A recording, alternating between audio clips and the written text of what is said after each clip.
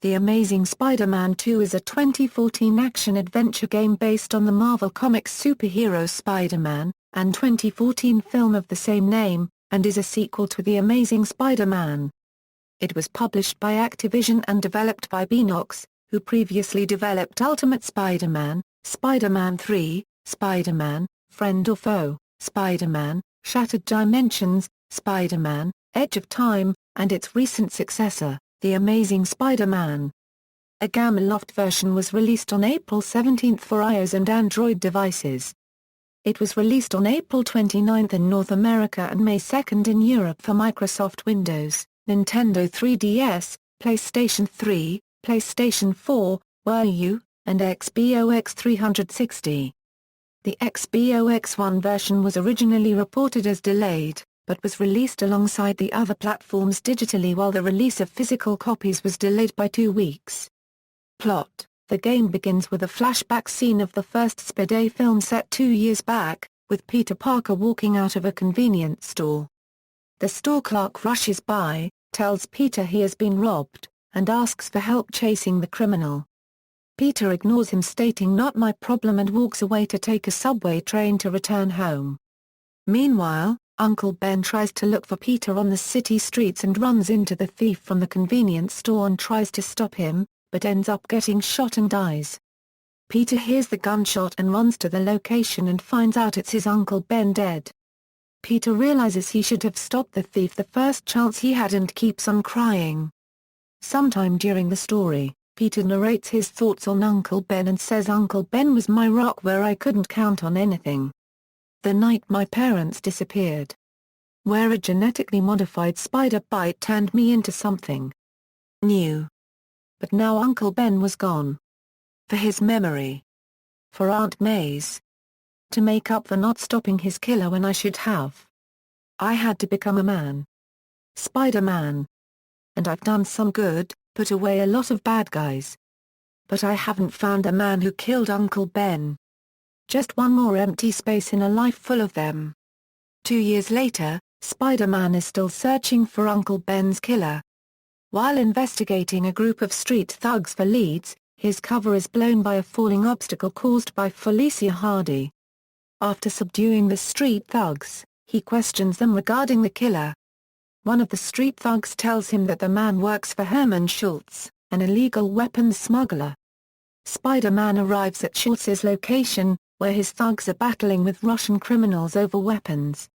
Spider-Man stops the gang fight and subdues Schultz, who identifies Uncle Ben's killer as Dennis Carradine and that he obtains weapons for clients.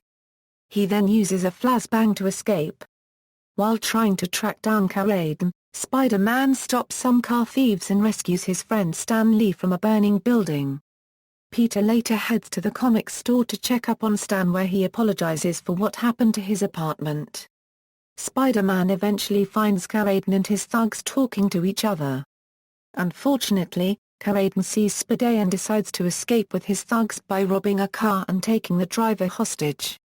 Spider-Man chases Carradine's car and saves the woman from him and continues to follow the car.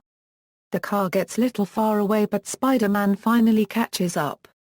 By the time he gets there, he finds the car on fire but with no one in it. Peter thinks Carradine and his thugs escaped into an alleyway, where he hears a scream and runs towards it, where he finds Carradine and his thugs murdered and buried under a pile of trash bags, and finds graffiti on the wall reading CK in blood. Based on the initials, the police refer to CK as the Carnage Killer. Peter then returns home after what he sees, and wonders if he should be happy or sad Carradine is gone.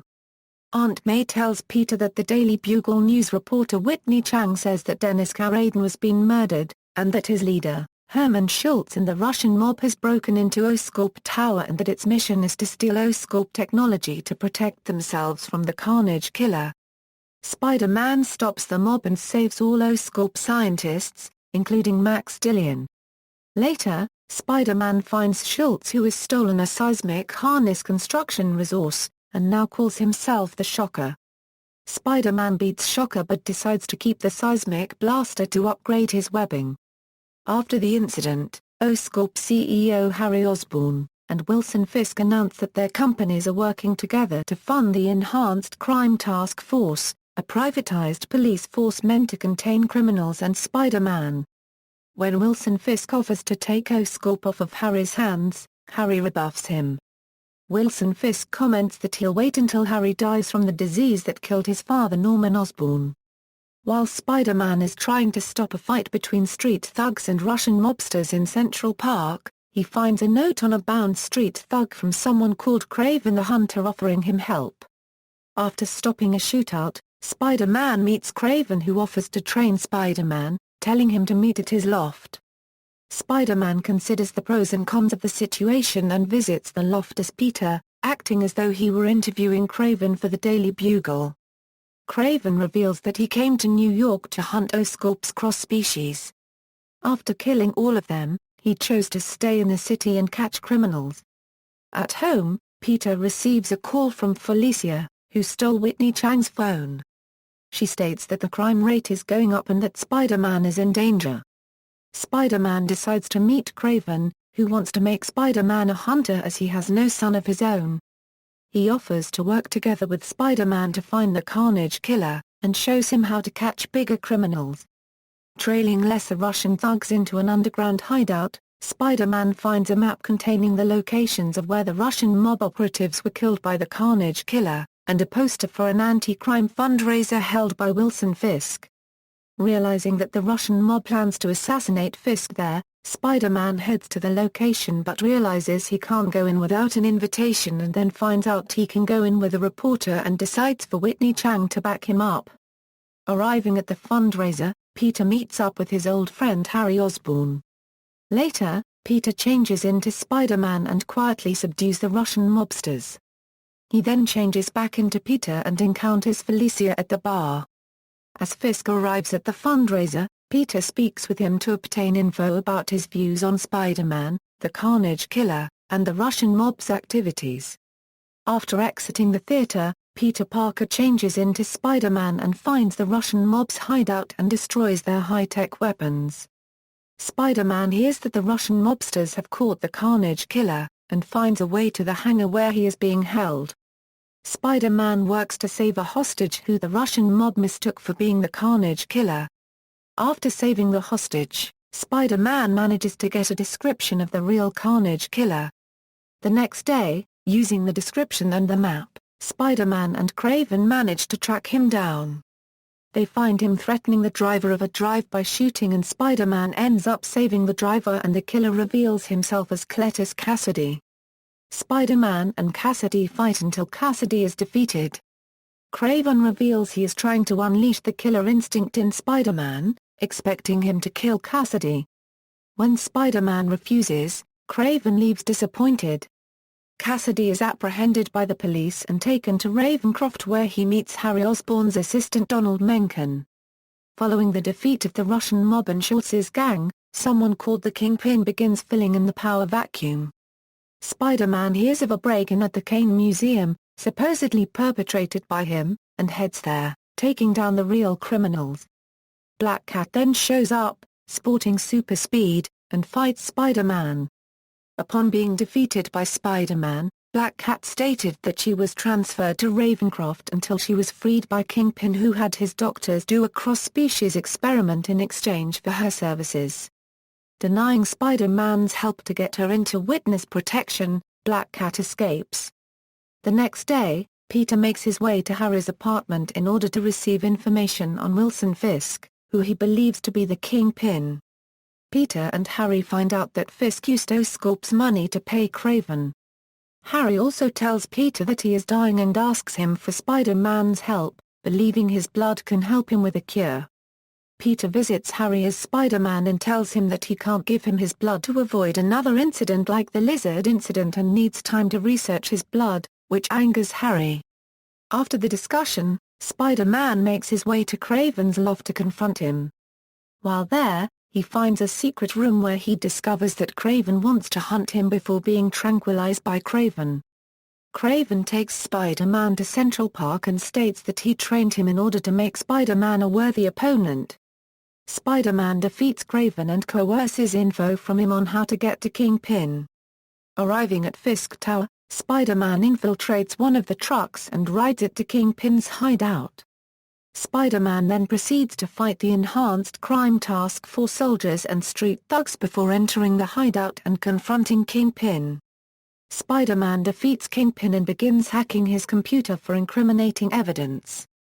However, Max Dillon, who calls himself Electro, begins to cause havoc in Manhattan, forcing Spider-Man to leave. Kingpin states that any evidence that Spider-Man plans to find will be gone by the time he returns. Spider-Man arrives in Manhattan to face Electro, who tells him that he was experimented on in Ravencroft.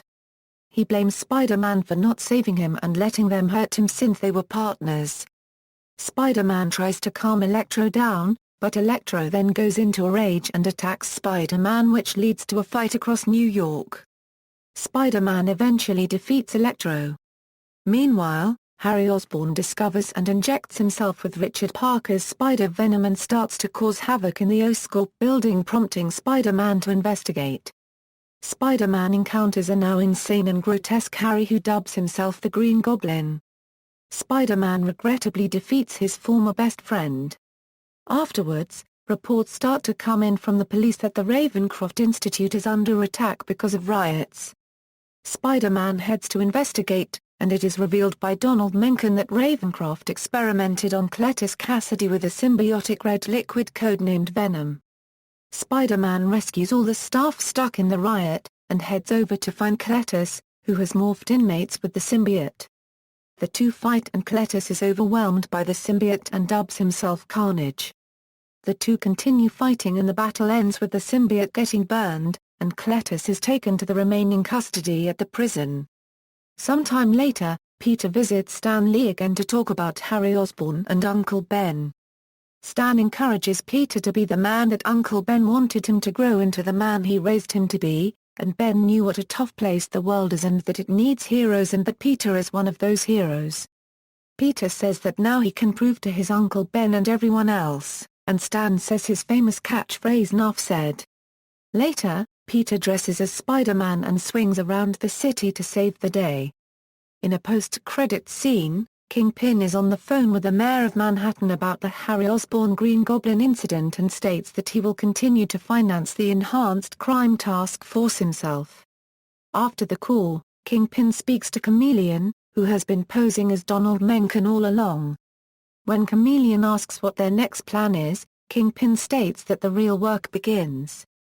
Voice cast: Sam Riegel, Spider-Man Peter Parker, David Agronov, Carnage Cletus Cassidy, Ryan Alosio, Shocker Herman Schultz, J.B. Blank, Kingpin Wilson Fisk, Stephen Bloom, Kraven the Hunter Sergei Kravinoff, Mark Brumhall, Uncle Ben Parker, Kevin Dorman, Green Goblin Harry Osborn, Chris Edgerly, Cash Register Thief Dennis Carradine, Ali Hillis, Black Cat Felicia Hardy, Misty Lee, Jean DeWolf, Stan Lee, himself, Diane Michelle, Aunt May Parker, Suma Lee Montano, Whitney Chang, Michael A. Shepard, Electra Max Dillon, Glenn Stinbaum, Donald Menken and Chameleon, Fred Tatasciore, J. Jonah Jameson, Gene Farber, Russian Thugs, Crew, Tom Keegan, Casting Director, Voice Director, Mami Okada, Casting Director, Eric P. Sherman, Producer,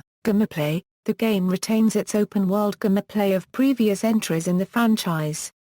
The game's free roam area of Manhattan is more expansive, spacious and detailed than that of the previous games, and most of the story takes place in the open world. In addition to advanced combat and upgrades, there is different types of webbing, and web slinging is similar to that of Spider-Man 2 and its subsequent based games. Unlike the previous game, all versions of the game have free roam. The PS4 version can be played on the PS Vita using remote play, with optimized controls. The game re-innovated the web-swinging mechanic, allowing for a more interactive and engaging experience swinging through New York City's open world. Unlike the Amazing Spider-Man video game, the player's webs will appear to attach to buildings, although it still attaches to thin air, allowing the player to swing from anywhere in the city, regardless of whether buildings are present. Now the player is only limited to the space around them in order to swing properly. If there is no object a web can attach to, the player will be unable to web swing and fall. Additionally, the method of web swinging has also been changed. Players playing on console systems will now web swing using the left and right triggers of the controllers. The left and right triggers take control of Spider-Man's left and right hands, respectively. Both triggers can be held at the same time, which allows players to boost Spider-Man's swing speed. Morality is used in a new system known as Hero or Menace, where players will be rewarded for stopping crimes or punished for not consistently doing so or not responding. The player is able to upgrade Spider-Man's web shooters. During certain sections of the game, the player can control Spider-Man's alter ego Peter Parker and walk around doing detective work. Players have access to Peter Parker's home, and his room allows players to replay previous missions from the main storyline, purchase upgrades and equip the various costumes available. Additionally, new enemy types have been introduced.